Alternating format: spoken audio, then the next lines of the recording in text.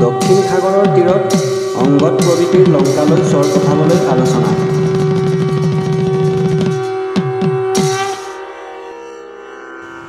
সুন্দৰকাণ্ড ৰামায়ণৰ সকলোৱেই সুন্দৰ। ভগৱান শ্ৰীৰামচন্দ্ৰ সুন্দৰ, লক্ষ্মণ সুন্দৰ, জগতৰ আই সীতা সুন্দৰী, সুগ্ৰীৱ সুন্দৰ, কপি সকলো সুন্দৰ। মুঠতে সুন্দৰাকাণ্ডত কোনোৱে অসুন্দৰ নাই। সুধীসকলে ইয়াৰ পিছত কপিসকলৰ অতি সুন্দৰ কাহিনী শুনক।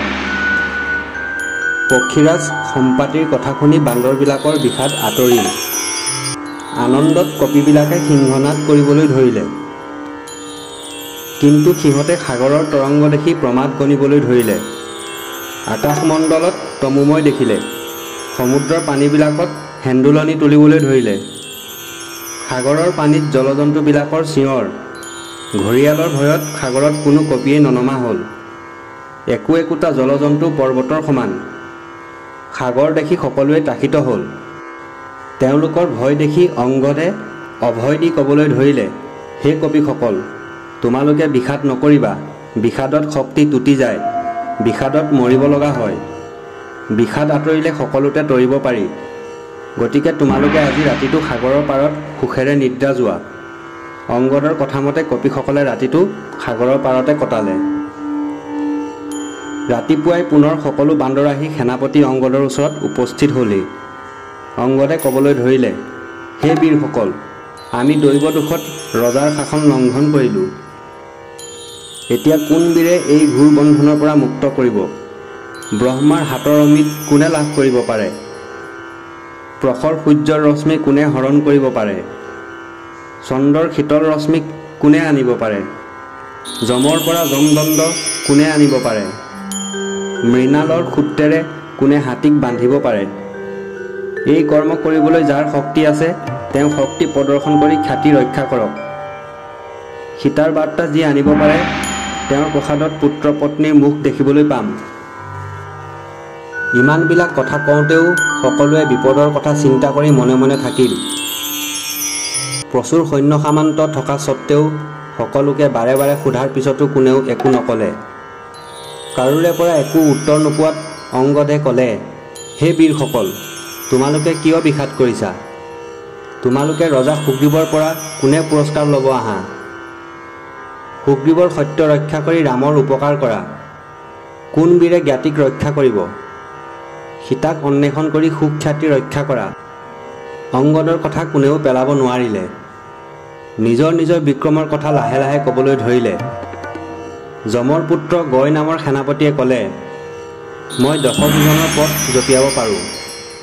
গবাক্ষই ক'লে, মই 20 যোজন পথ যাব পাৰোঁ। সৰভে ক'লে, মই 40 যোজন পথ লংঘিব পাৰোঁ। তেওঁৰ ভায়েক গন্ধমদনে ক'লে, মই 50 যোজন পথ লংঘিব পাৰোঁ।